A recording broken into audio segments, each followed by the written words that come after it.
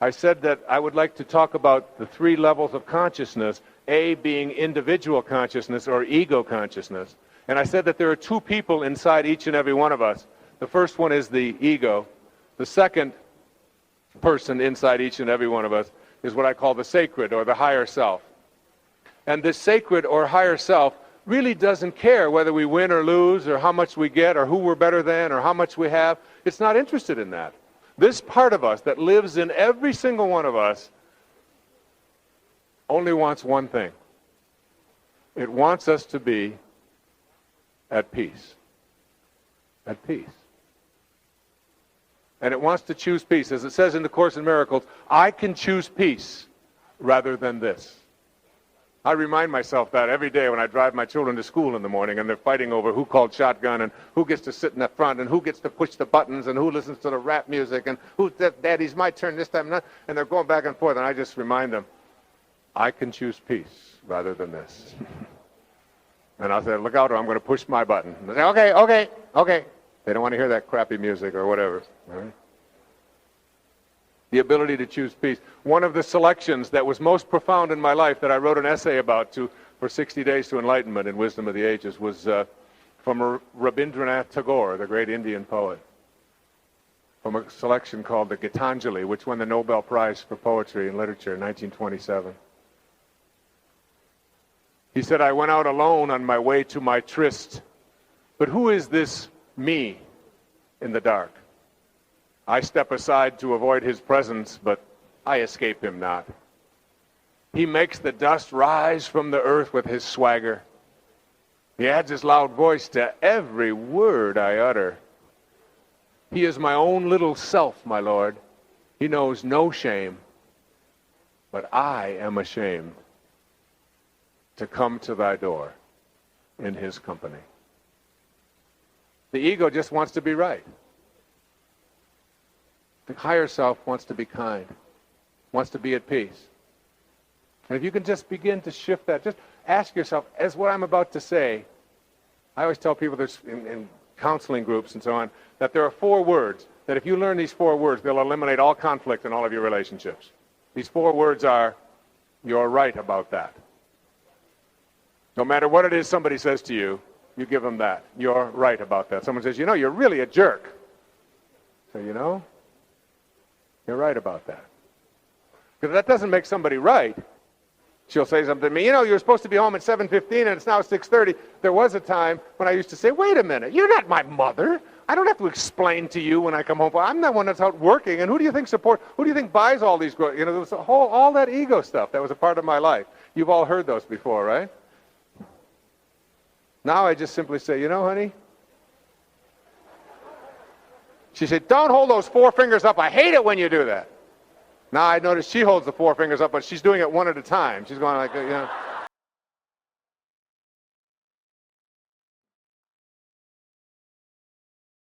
But it's the idea that just as you're about to respond to somebody, instead of saying, well, I need to be right and I need to prove myself, I'm just going to stop. And I am no longer. And every single person that operates at these higher levels that I'm describing here tonight, that I've known, they have no need to be in charge, to be right, to be dominant, to be they allow themselves to realize, as you know, the story of Buddha, when he had someone following him around for 3 days, and all they ever did was criticize him and find fault with him all the time. Everything he said, everything he did, they found, and always what would come out of him would be this peace and this love. And finally, after 3 days, the man who was criticizing him said, I don't understand. I've done nothing but insult you for 3 days and make a fool of you, and you always respond with kindness and love. He said, how can you do that? And the Buddha said these magical words. When someone offers you a gift and you don't accept that gift, to whom does the gift belong? So if someone offers you a gift of their anger, their hatred, their insults, but you don't accept it, who owns the gift? And why would you go around being upset about something that belongs to someone else? It's not yours in the first place. That's a higher level of awareness. That's being able to choose peace. If you understand this simple premise, that we become what we think about. As it says in the Torah, as it says in the Old Testament, as a man thinketh, so is he.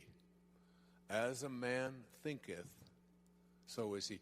We are the products of our thoughts. If you get that simple little thing that I started out with and that I hammer in every book I've written and every talk I've given, every tapes I've produced, we are the product of our thoughts. And our thoughts are very, very powerful. See, if your thoughts are on what you intend to manifest into your life, you can't do anything but do that. If your thoughts are on what is missing in your life, how much of your time do you spend focused on or thinking about what's missing in your life? The money that you don't have, the unhappiness the lack of happiness in your relationships that you would like to have, your health and the absence of the kind of health that you would like to have, the purity of your body, the fact that you've let it become overweight or you've let it become addicted to substances or nicotine or coffees, or you're not living the purified life.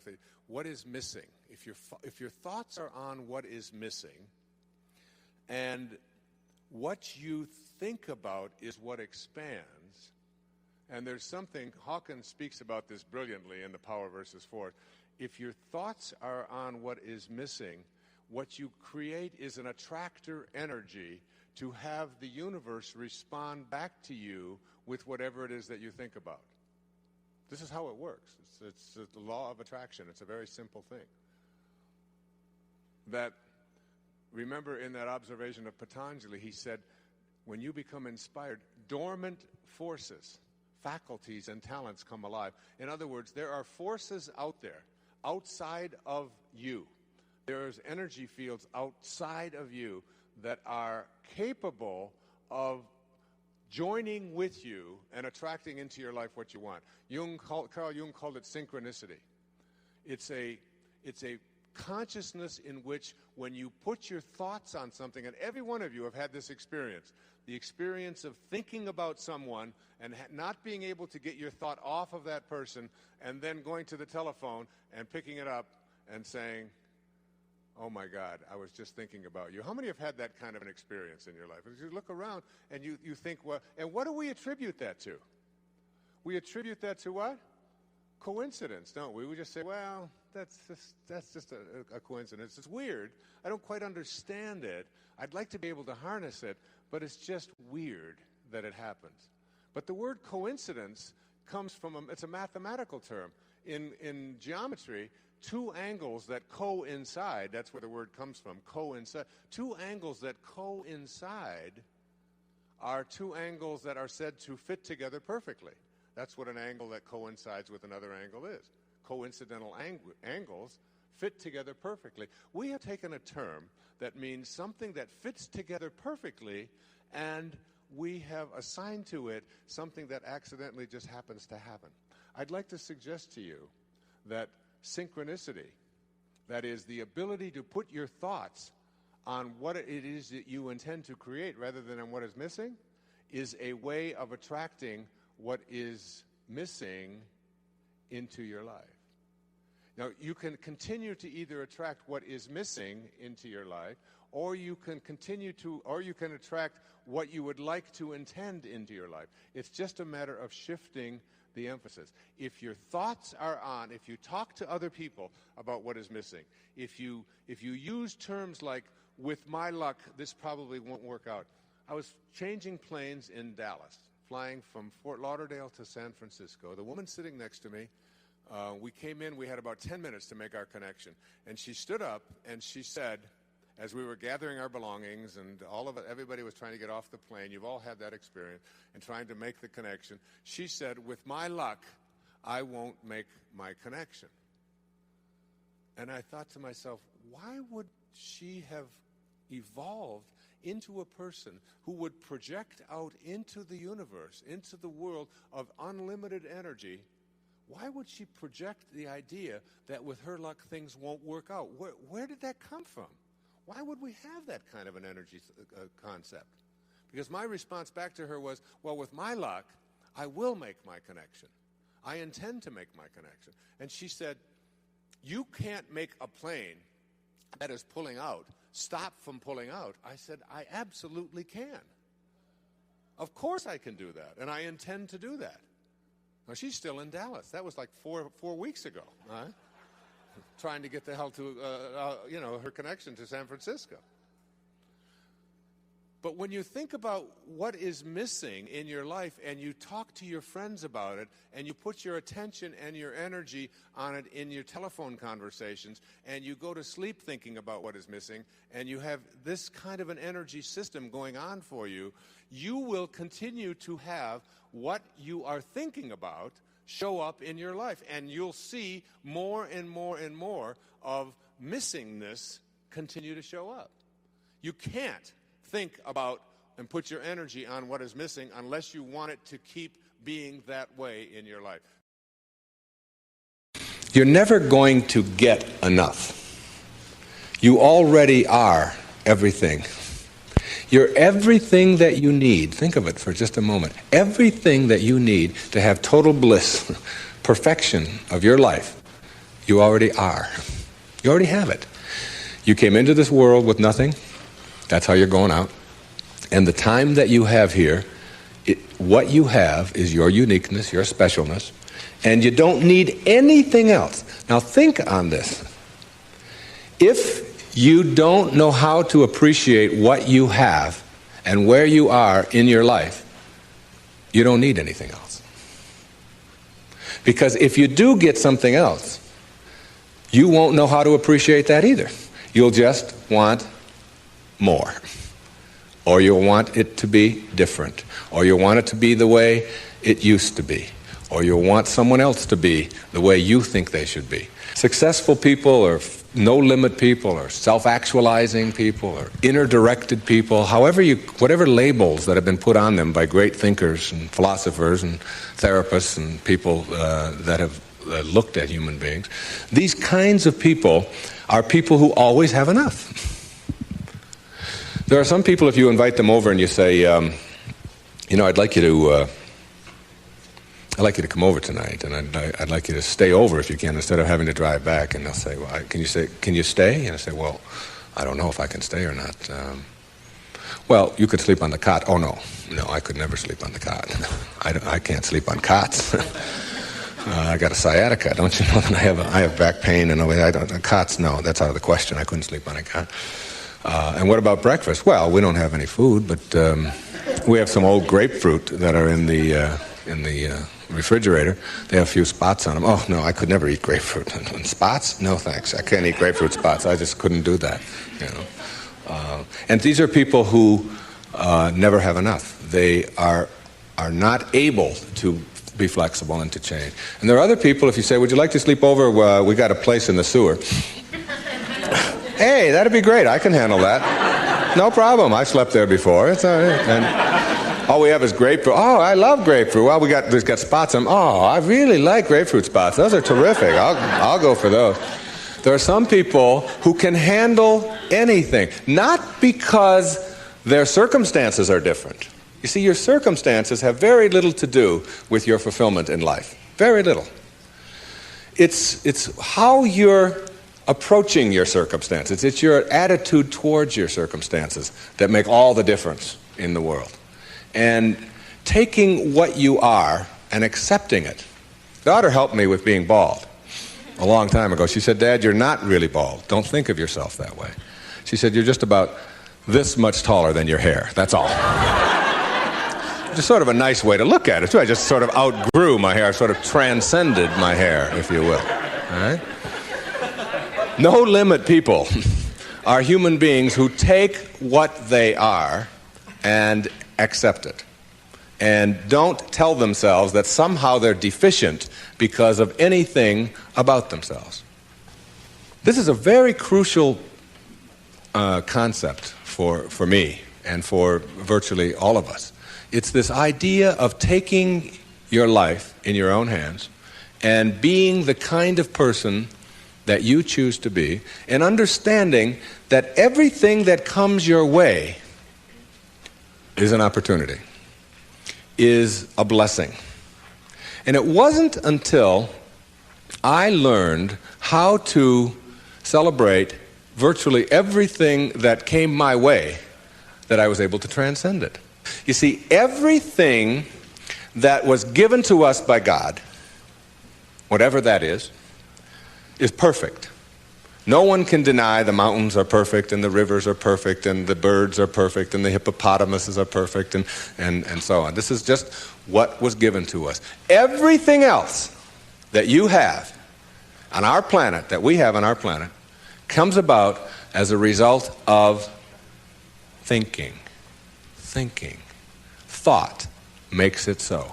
All right? This microphone comes about as a result of thinking. Somebody imagines it. Somebody then tells somebody else about it, and it creates it. The dress that you're wearing, this shirt that I'm wearing, the shoes that you have, the stage, these cameras. Everything that you see that wasn't given to us was created by man as a result of the way that we think.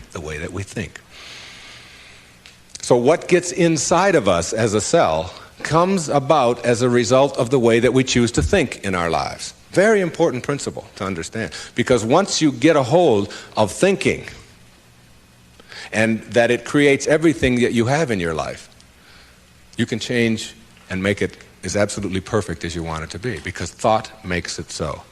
Find joy in every moment that you have in your life instead of always looking for it. It means that while you are driving along the countryside, and seeing, instead of saying, I'm on my way to this point, that you can open your eyes and see it with new eyes. See the rolling mountains, see the grass, see the deer, see the sky. You can just stop wherever you are in this second, wherever you are, and just look around you, and you can begin to appreciate just your surroundings and your environment. Then you can begin to appreciate the people that are in your life, and even the ones that are negative and you're having the most difficulty with. You can practice a new way of being with them, which is sending them love, sending them flowers, send them books, send them a tape, send them something, and just see what kind of reaction that you get. Super emotional health is just an attitude. An attitude is everything. June the 26th of last year, I made an announcement to my kids and to my family that I wasn't going to write any more books. I've written 40 books. Many of them have been very, very successful. All of them have been very successful. Children's books, books that were textbooks before I was writing books for the public back in the 1970s. And I said, I've just done enough of that. And the idea of having to face 500 empty pages and fill them from in here, because unlike many authors, people that call themselves authors, who have other people work for them and write for them and so on, I write everything I have ever published has been written by me by hand. So it's a great labor. It's a labor of love, but it's also a labor of a lot of pressure, to produce and so on. And that was on June the 26th, and I just felt some relief from that. And now I don't have to write another book. Isn't that great? I'm free. I can do some other things. I can travel, but I've traveled the world anyway. That was June 26th, 2012. June 27th. Honestly, this is a true story. I woke up and I was reading a book, and the book was called To Know We Are Loved. It's part of a trilogy written by a man named Rashad Field.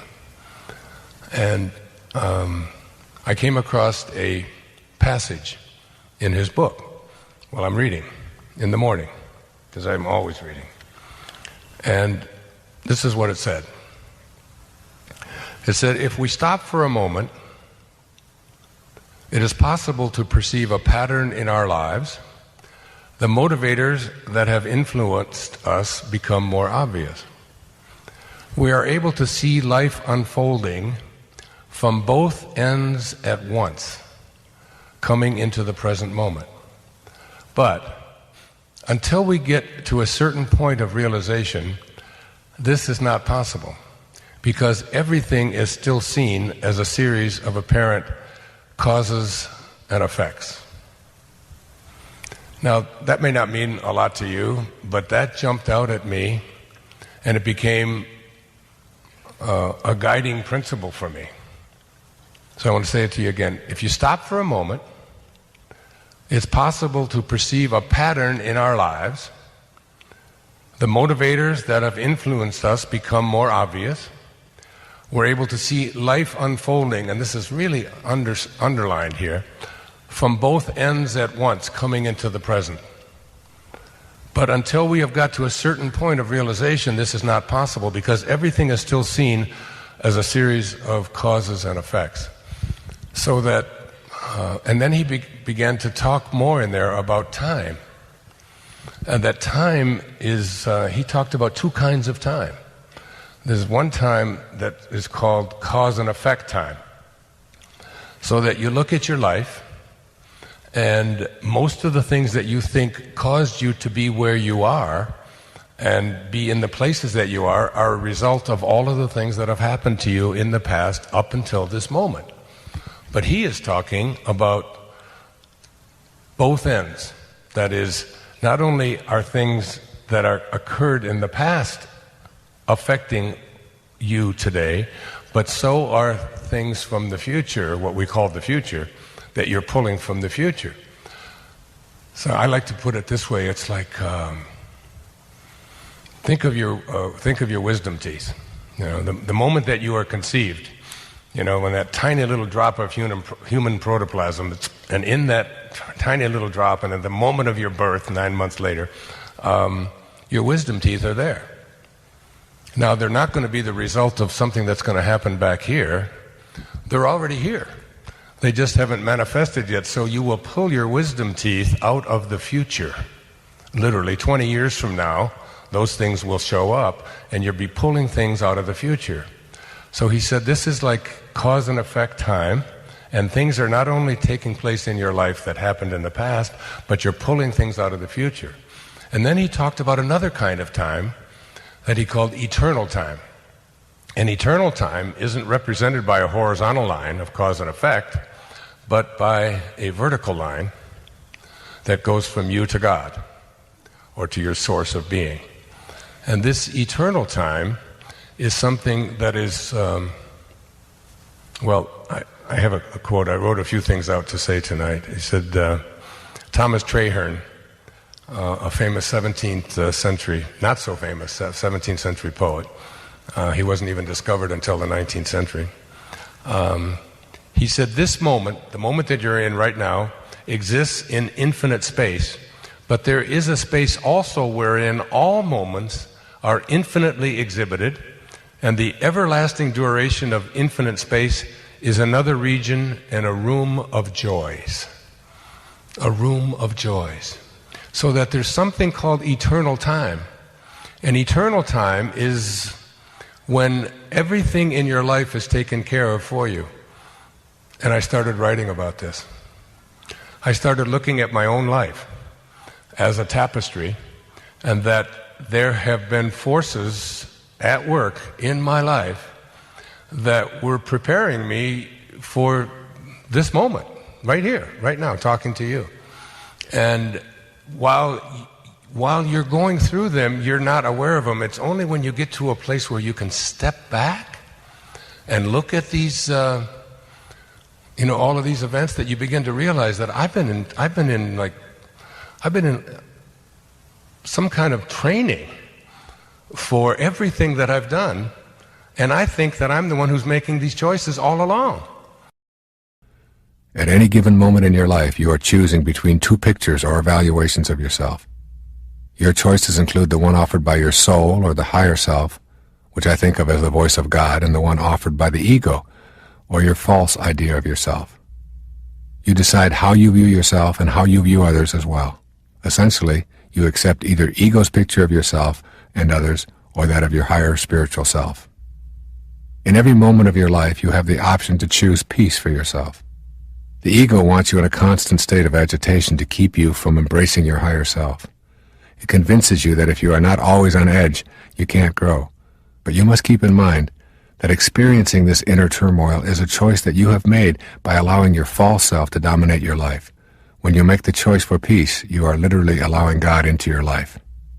Learning how to specifically allow the higher part of yourself, rather than your lower identities, to be in control of your life. We all long for the peacefulness of being without turmoil and angst. There is a feeling of an inner glow when we know that we are on course, on our sacred path. So why do we so frequently choose the opposite emotions and thoughts and inner beliefs which agitate our minds and cloud our perceptions and distort our relationships? You need to carefully examine your choices that block your experience of peace, of God. Just knowing that peace is always an alternative is a significant awakening. These tools will help to tame the ego when it demands that you pursue separateness or specialness. Replacing the turmoil that you so often choose is then a simple matter of allowing your higher self to take over in any situation where you are about to allow turmoil to enter. Your ego will push you in the direction of the fight, away from peace. You must be ready to see it as it is about to happen and invite your higher self to send your ego a not wanted right now message. I'm fond of this A Course in Miracles quotation concerning ego replacement. You will not find peace except the peace of God. Accept this fact and save yourself the agony of yet more bitter disappointment, bleak despair and doubt. Seek you no further. There is nothing else for you to find except the peace of God. When you have an absence of peace at any time in your life, know that your ego, the false idea of yourself, is what's really responsible. Keeping in mind that every thought has a physical counterpart, you can see that an ego-produced constant state of tension that comes with proving yourself, hurrying, chattering, worrying, chasing, acquiring, and competing also involves tension in the body. High blood pressure, ulcers, skin disorders, headaches, back pain, and even more serious ailments such as cancer, strokes, and liver disorders are the payoffs for the dominance of the ego. These disorders manifest because you allow ego to create turmoil to avoid the peace that is found within. This awareness of the ego's program should help as you move toward restraining ego and getting to know your higher self. The ego, that false idea that we all have of ourselves, wants to maintain this persistent state of inner confrontation for some very solid reasons. When you understand your ego, you are much more apt to work at restraining it. When you know why your ego behaves as it does, you will then be able to make the adjustments necessary for your higher self to have a greater influence in your life. Here are some of the most obvious reasons why your ego keeps you in this state of turmoil rather than peace. Most important, your ego has been with you since childhood. It has been nurtured by almost everyone you've ever known. Generations of those nurturers have also been dominated by their egos. Your ego wants to survive. If it can keep you in a state of inner turmoil, it will block you from knowing your spiritual self. From the ego's perspective, God is a huge threat, so it will do all that it can to keep you from experiencing that inner peacefulness where God's voice is so beautifully clear. Your ego does not want you to change. The idea of yourself as self-important and special nourishes ego, keeping it healthy and operating at full strength. Even though ego itself is an illusion, just a false idea that you carry around with you, it behaves as if it really had a life of its own. Your ego will make every effort to convince you that you do not need to change. In fact, if you're asking yourself why you shouldn't feel special, you are listening to it right now. These are the kinds of thoughts that have kept you from making the changes leading to inner peace. The ego thrives on fear. When you are afraid, you are at the mercy of the ego. Fear will drive you to behave in ways that undermine your sacred self. Your higher self tells you that there is nothing to fear, that love is the answer to everything, and that God is what love is all about. Your loving presence assures you that you do not need to feel guilty or fearful, and that if you do, it will subside when you experience inner peace. When you experience love within, you have no guilt and no fear. You know that everything you are experiencing is in order, including your woes, which are your greatest teachers, and the death of your body, which is ordained for all the world of the manifest. You know that death is a reward, not a punishment.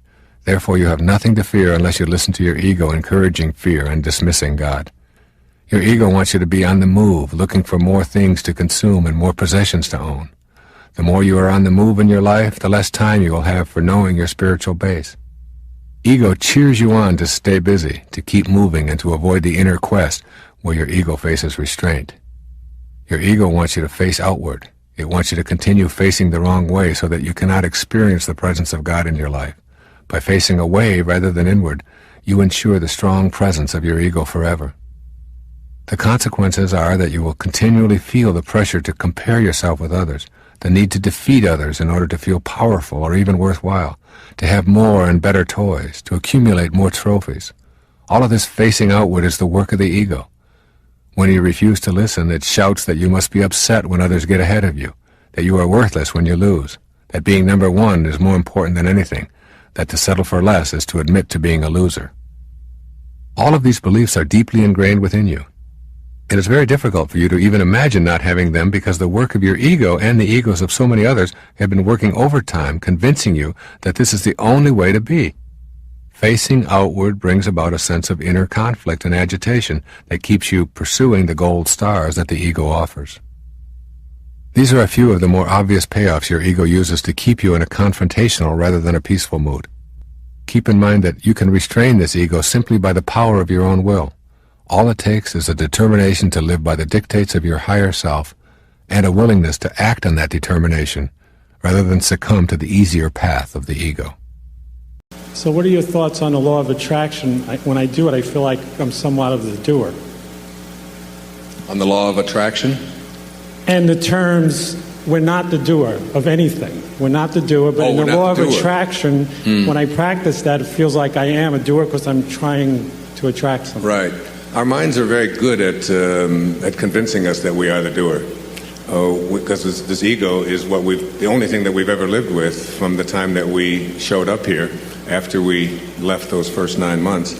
So you're never going to get yourself convinced that you're not the doer, because the only thing that you have to convince yourself that you don't have an ego is your ego. That's what you have to work with. That's all you have to work with. So you have to become like the observer to the ego and look at it from the perspective of I know what I'm being told, that I'm really doing this, but there's really a part of me that knows that all of this is being done by something that is much greater, much bigger, much more divine, much more powerful than I am. This puny little ego of mine is something that I just have to play with all the time and stop convincing myself. So as you do this law of attraction begins to work, I think, at what I call a spiritual level. And at the spiritual level, as your thoughts move up from it's me that's doing this to it's just happening to it's God who's doing all of this, it's the Tao at work.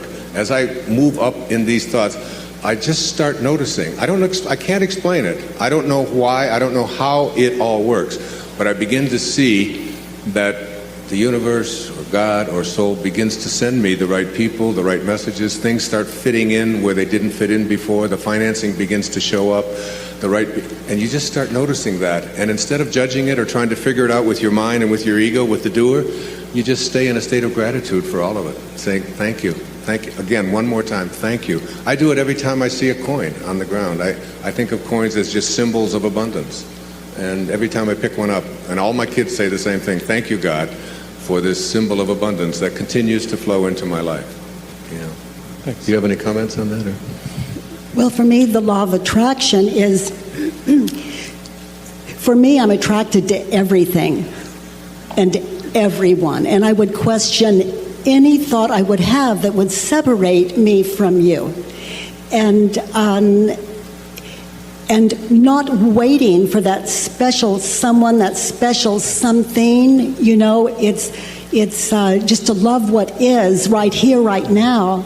And in that, your eyes are so open, you can see all of the options because you're not at war. Peace it's underrated. There's nothing more exciting than peace. And so I look forward to meeting someone that I'm not attracted to, and it hasn't happened for a while. There's a wonderful line in the Tao that says, a bad man is a good man's job. and a good man is a bad man's teacher. So that everyone out there that we evaluate to be bad, that's just our job. So all of these people that are out there, that newspapers and the president and all of those cronies would have us believe are evil, bad people, that's just our job. According to Lao Tzu, that's your job. Our job is to bring them around, to bring them into a place of love. And for all the bad, what we call those bad, we are just the teachers. We are their teachers. As a human race, I have found things that we have in common, so I know we can agree. And that is, we all agree, like, it's a table. It's a microphone. Right. It's a glass. It's water. You know, I call them first-generation thoughts. And when we're in love with what is reality, first-generation thinking, then the mind is free to be its infinite self, and there's nothing it can't do. It can even end war on this planet, and that's very exciting. You know, if we didn't believe what we thought, we could clean up the planet. We could get rid of bombs. They would no longer be necessary. But what I do is just invite people to begin the way that I do and still do, you know, peace in the head, peace at home. Yeah, to begin there.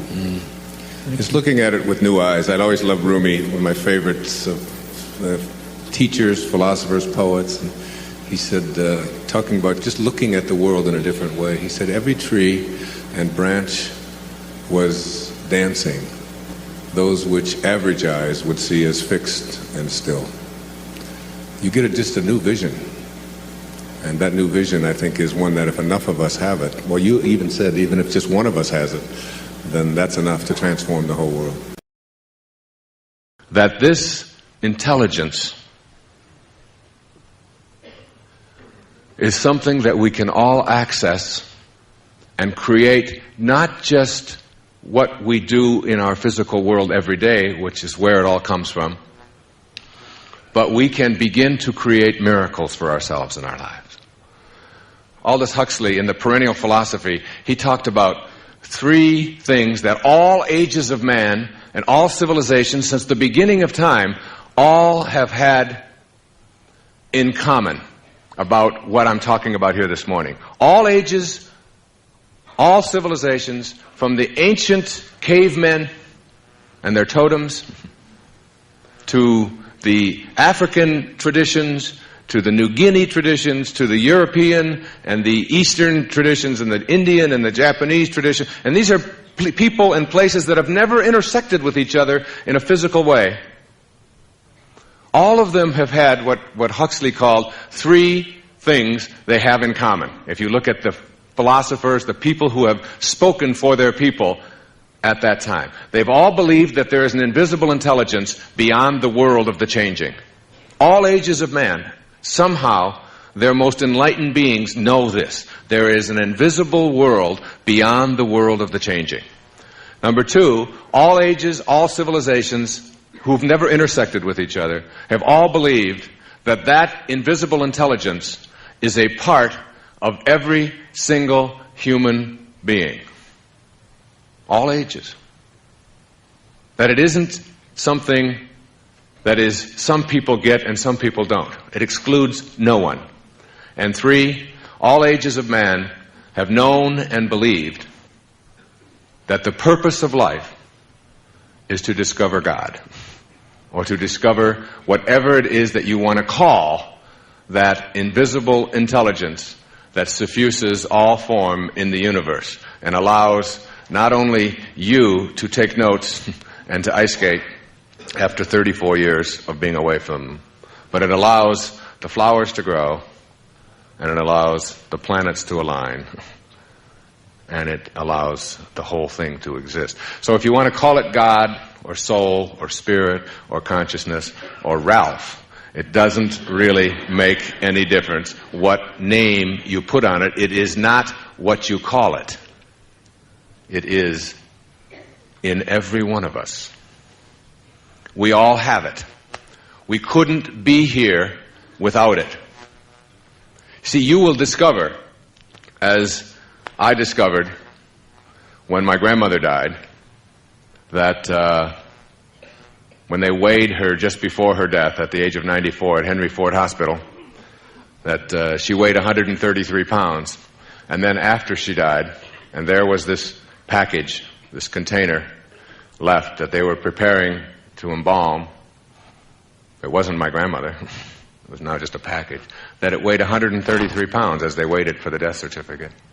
Powerful metaphor there for me in that moment was that whatever it is that constitutes your very life, it doesn't weigh anything. When life leaves the package that you showed up in, the package weighs the same. So your life is something other than the package. And when you get that, you understand that who you are is really this soul with a body, rather than this body with a soul. Or as I said, and you'll see it when you believe it, you're a human being. You're not a human being having a spiritual experience. You're a spiritual being having a human experience. But the quality of that human experience is dependent upon how able and willing you are to make contact with that invisible intelligence that suffuses you and all form in the universe, that is independent and outside of this physical form that you showed up in. This physical form that you showed up in was all handled for you in a split second. All handled in this infinitesimally tiny speck. In this little speck, when two little drops of human protoplasm collided, everything you needed for your form was handled for you. And you can't even begin to comprehend it. A heart starts beating inside a mother's womb 6 or 7 weeks after conception. And it's a complete and total mystery to everyone in the scientific world and the medical world, and the only people that even have a grasp on it are the poets. Whatever that something is, that invisibleness that allows you to be, we'll call it awareness. Pure awareness. Honoring your worthiness to receive. In order to become a manifester, literally taking part in the process of co-creating your life and attracting to yourself the objects of your heart's desire, you must know that you are worthy of receiving. This will mean examining the attitudes that you knowingly and unknowingly hold about your life. Your thoughts, which are the architects of the foundation of your material world, are what you want to examine. You can remind yourself all day long that the same power that brought anything into the physical world also brought you. But if you do not feel worthy, you will disrupt the natural flow of energy into your life and create a blockage that makes manifestation impossible. The fifth principle reminds you that you are worthy of abundance. If your thoughts are based on an image of unworthiness for any reason at all, you will manifest what those thoughts impart to the universal mind. The energy described in the fourth principle will align with what it is that you radiate.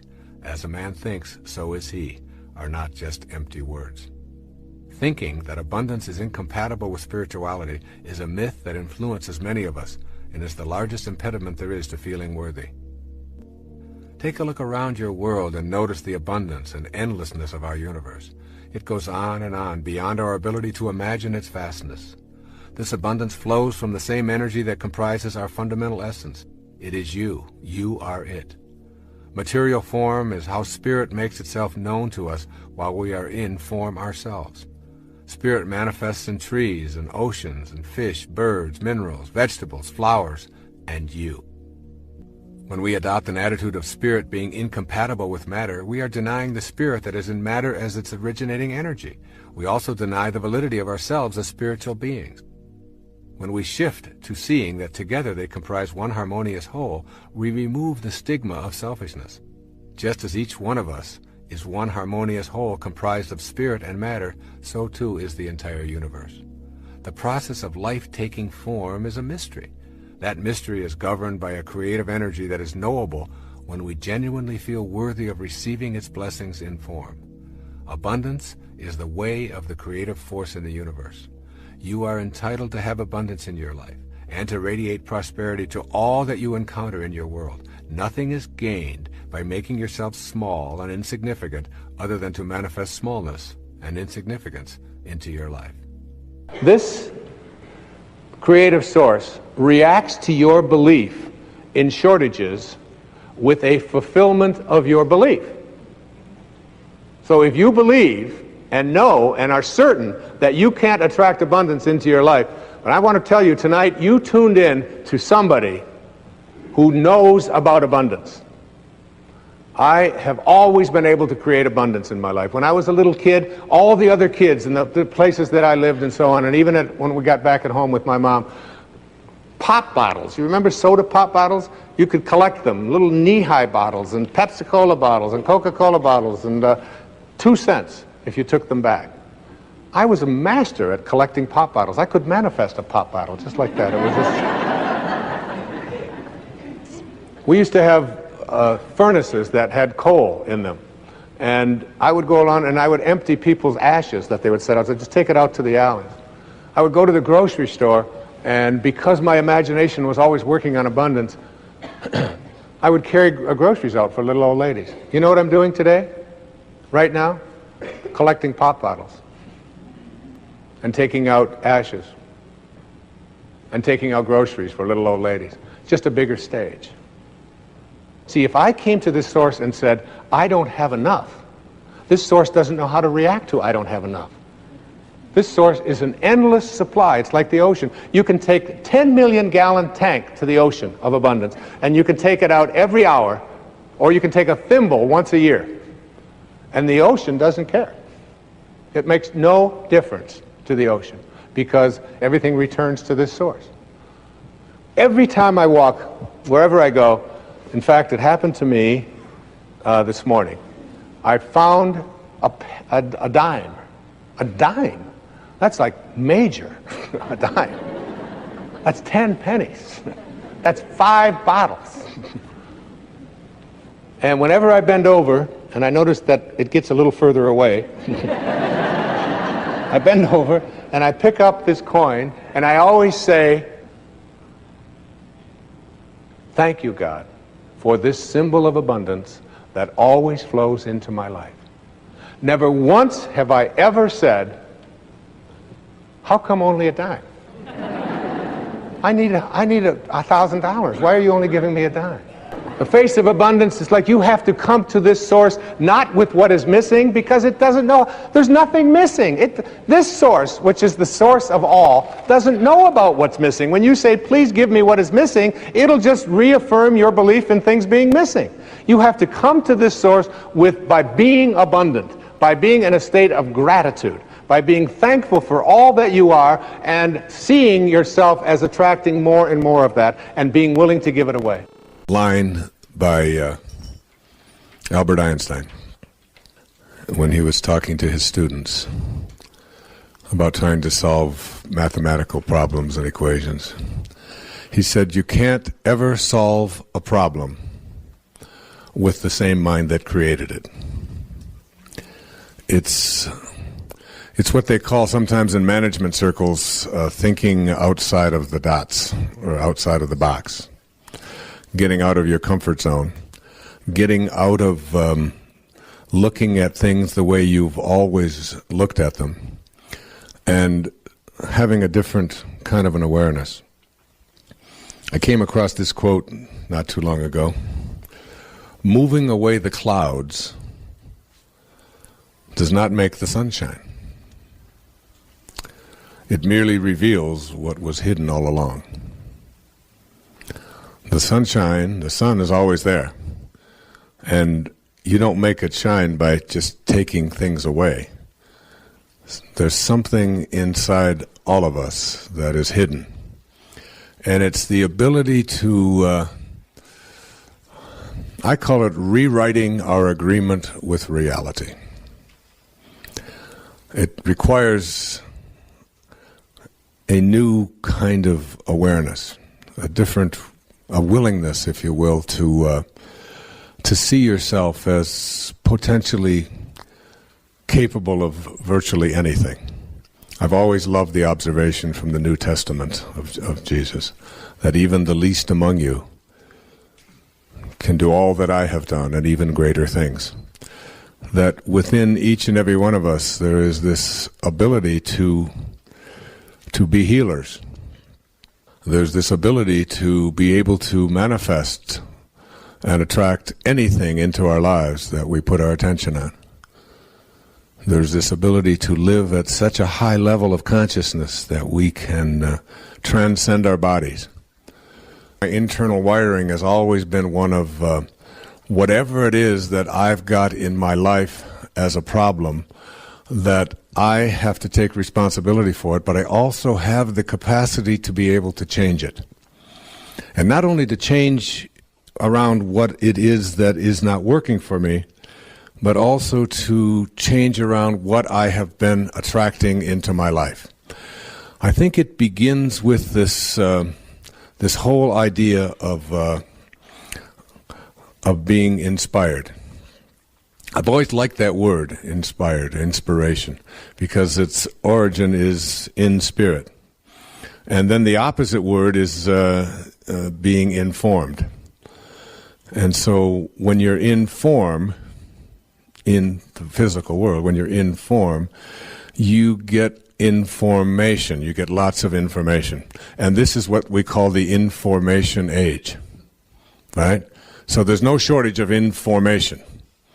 They say that on a little chip the size of your thumbnail, we can put the names and addresses of everybody in the United States and Canada on a little chip the size of your thumbnail. That's really more information, I think, than we need. What we are doing is we are moving from the age of information to the age of inspiration, I believe. And as we move into the age of inspiration, where collectively mankind is beginning to have a collective capacity to be able to think thoughts which empower us rather than which weaken us, which, according to Hawkins' research, up until about 1985 or 1986, collectively, mankind's collective thoughts always produced that which weakens us. And now, in the last few years, we have moved above the level where man's collective consciousness is at least at a place where collectively we are empowering ourselves rather than using force. And as we move into the world of inspiration, we have to understand what that means. And Patanjali had a wonderful observation. I wrote about it in Wisdom of the Ages. He said, when you are inspired, that is, in spirit, and remember, it is in the world of spirit, it is in the world of thoughts where we change, where we go to the place where we create anything we want for ourselves in our lives. So that remembering here, the theme is that you can't solve any problem that you might have in your life with the same mind that created it. So you're moving into a place now called spirit. That which is seen hath not come from that which doth appear. We're moving into the world of the invisible now. When you are inspired, and think about the moments in your life when you've had the most inspiration, inspirado.